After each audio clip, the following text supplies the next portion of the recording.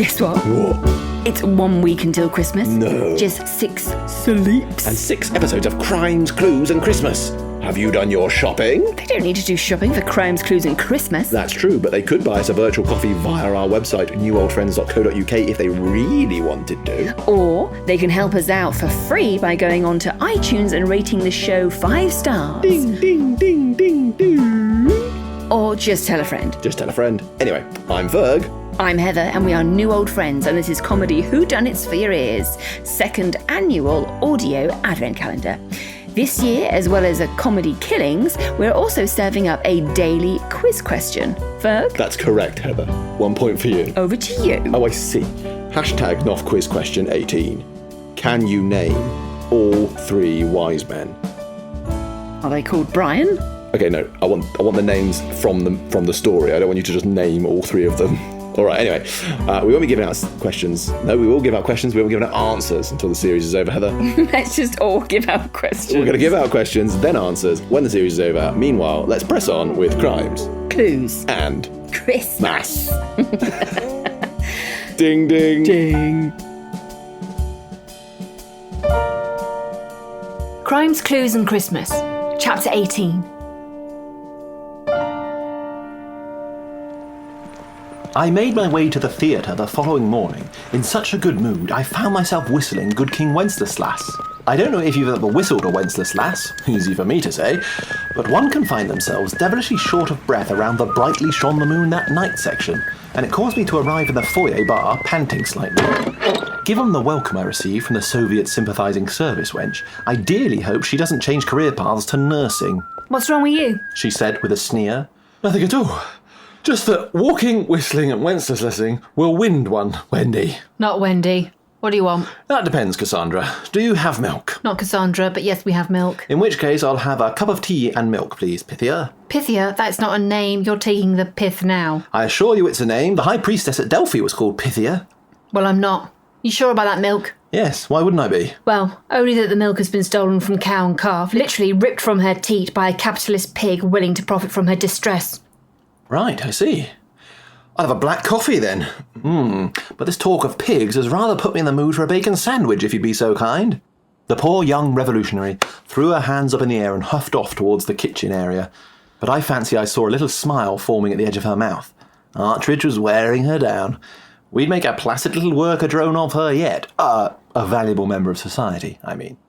By the time O'Ralby had arrived, I'd had both my coffee and my sandwich, and ascertained that the name of the girl didn't feature in any of the collected works of Shakespeare. In truth, I thought that Mopsa, Lavinia and Mustard Seed were unlikely, but I like to be thorough. You do promise to tell me if I ever get it right, don't you? Yeah, if you get it right, I'll tell you. She grudgingly agreed. Coffee for the inspector? No, thank you, miss. Let's just crack on, shall we, Artridge? The policeman's energy was different today. He'd always been a little officious, but this morning he was brusque to the point of rudeness. Are you all right, Inspector? You seem troubled. Troubled, he says. Artridge, a woman has died. I've a very good reason to suspect she was killed in front of multiple witnesses, and yet I don't have a workable theory with which to identify the killer. So sure, I'm troubled. Troubled is putting it mildly. I see, I said, for it was true. I did see. Not an ideal situation to find oneself in. I thought I'd try and lighten his mood by sharing the reason for my own buoyant spirits. Well, I had rather a lovely evening after I left you, actually, but he cut me off. Unless this story ends with you making some breakthrough in the case, which I highly doubt, save your breath. Righto. So what's the plan this morning, then? He looked at me with a thin smile and just a hint of cruelty in his eye. I wouldn't say it's a plan exactly, but I want to take another look at where the rope was cut. I could feel my good mood slipping, and a cold bead of sweat form on the back of my neck and roll down under my collar. Do you mean up in the fly floor again? Oh, I'm not sure we can learn too much from up there, can we? I mean, we had a look, couldn't really find much. Don't really see why we need to go up again, do you? O'Ralby laughed at my discomfort. Oh, don't soil yourself, Artridge. I'll go up and take another look. Why don't you inspect the stage? The stage? What am I looking for on the stage? Oh, I don't know. Your testicular fortitude, perhaps. His mean little joke had brightened him right up, and the inspector headed off into the auditorium chuckling to himself. I returned my cup and plate to the bar primly, making a point not to scurry after O'Ralby, and bid goodbye to Prioress. Prioress isn't a name either. Tell that to Geoffrey Chaucer. I was going to need a new system. Clearly England's great poets were no help for me. But in the meantime, I felt I'd proved my point enough and scurried after O'Ralby into the auditorium. Despite the fact I was looking for him, the scale of the stage and the grandeur of the proscenium arch took my eye at first, so I almost didn't spot him halfway up the ladder in the stage left wing. Stage left, which is to the right as I looked at it. I think. Is stage left right? No, it doesn't matter. Are you sure you'll be okay up there, on your own, Inspector? I think I'll manage, thank you, Artridge, he shouted back derisively. Just watch your footing. I stood on something slippery last time. You just worry about searching the stage, eh? He laughed as he reached the top and pulled himself up onto the gantry. I know he was mocking me, but without anything better to fill my time with and not wanting to simply sit in the plush red velvet seats and wait, I climbed up over the stage apron and started to cast my eye over the floor. I'd just taken centre stage and was gazing out at the banks of seating, considering launching into a bit of Henry V, when once again my foot slipped a little underneath. Less once more onto the breech, more one's falling onto the seat of one's breeches. I looked down at where my foot had lost grip and saw a small translucent mound. Inspector! I yelled up, going down onto one knee to get a closer look. What is it now? O'Ralby replied, looking down through the mesh. Why are you on your knees? Oh, don't tell me standing upright's too high for you now. No, it's not that. I think I might have found something. Tell me, am I underneath the line the sandbag fell? Not quite. You're about 2 foot off. Could you do me a favour and check the rig floor directly above me? I'd scratched a little at the opalescent hillock and it had come away under my fingernail. Hey, you're right. There is something here. A slight waxy residue. What have you got down there? Well, I'm pretty sure it's a little pile of wax. Candle wax. What the devil does that mean then? I'm rather afraid it might mean we've got to start the whole thing over and take another look at 1 or 2 people. How do you mean? Well, what if somebody rigged the sandbag and then lit a candle on the fly floor underneath the rope? Those hemp lines are pretty thick. It'd take a good amount of time to burn through. The Irishman above me cottoned on to my way of thinking.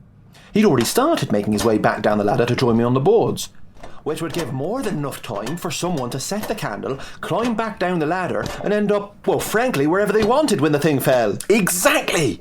O'Ralby met me in the middle of the stage. The pair of us hunched over and took another look at the little heap. The policeman did as I had done and scratched a little at the surface with a nail. It's definitely wax. So, if my theory is correct, it means anyone could have been responsible for the death of Daisy Love. They wouldn't need to be up on the fly floor. They could be anywhere. Like having a secret romance. O'Ralby's eyes shone. He had had obvious misgivings about releasing Marlene Schweinvolger and Tatum Cakey Lyle, and here was an opportunity to bring them both back in and interrogate them further with their amorous alibi a non-factor. But before we could go anywhere, the tannoy system blared into life.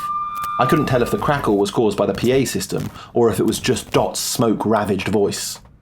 Inspector O'Ralby and Mr. Artridge, would you come to Dot's office, please?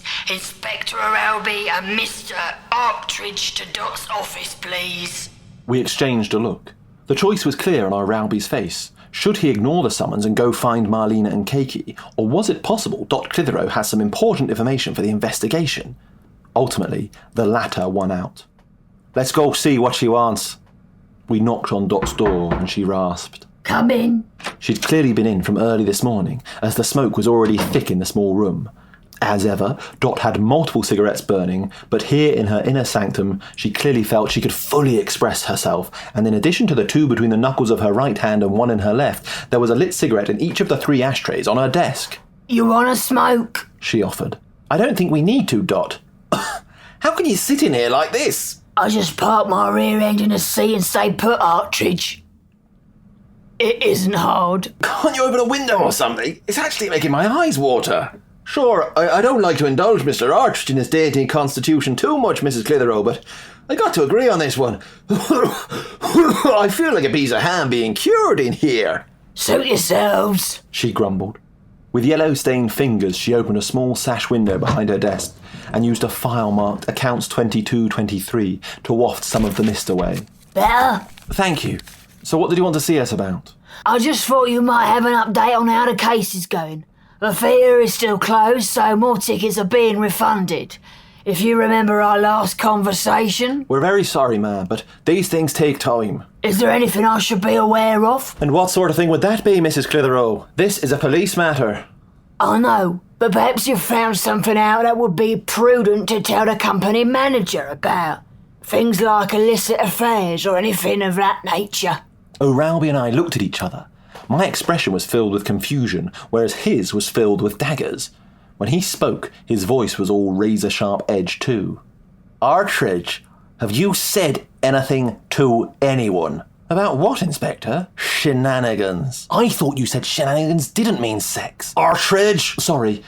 I might have mentioned something about what we learned at Chaz last night, but she wouldn't have said anything. She's still a suspect, Artridge. You shouldn't have said anything to her at all. Where was this? In the Duke, I said, looking at my feet. Oh, well, it's no wonder words got out then, is it? Even if McConstance has kept her mouth shut, someone will have overheard, and that's what Mrs. Clitheroe here is driving at. Isn't that right, Mrs. Clitheroe? I looked up at Dot. She was puffing on 5 cigarettes with the face one wears at a particularly enthralling boxing match. Oh, yeah, that's right, yeah. Heard some gossip from the Duke. Well, the cat is out of the bag, I suppose. Marlena Schweinvolger and Tatum Lyle are sleeping together. They are also my top suspects in the death of Daisy Love. So, if you don't mind, Mrs. Clitheroe, I'm going to stop mucking about with amateurs and gossiping like old ladies and do some police work. He stood up and stormed out of the office, slamming the door behind him. Blimey, he's a bit of a hothead, isn't he, love? Cooed Dot. Sure you don't want to smoke? I felt smaller than a banker's conscience. Actually, a smoke would be lovely, Dot. Thank you. I sat there glumly in the smog-filled little office. Neither Dot or I speaking, just silently drawing smoke into our lungs and expelling it. I did have a funny little thought that perhaps it was a wildly unhealthy thing to be doing, but quickly dismissed it as nonsense. After all, this is the 30s. We're at the cutting edge of medical science, and doctors, scientists, and chaps far cleverer than me do it, so it can't be that bad, can it? I was musing on this when Inspector O'Rowby's voice started shouting over the intercom in the corner of the office. Jesus, Mary and Joseph, where is everyone? Artridge, anyone? Where's that coming from? I asked Dot hurriedly. That'll be the stage. I stubbed out my cigarette and rushed to meet the inspector, who had yet more news that would rock the case. Crimes, Clues and Christmas is a New Old Friends production, part of the Comedy Whodunits For Your Ears podcast series. Written and performed by Feargus Dunlop and Heather Westwell, with sound and music by Fred Riding. New Old Friends gratefully acknowledge the support of Arts Council England in making Comedy Whodunits For Your Ears.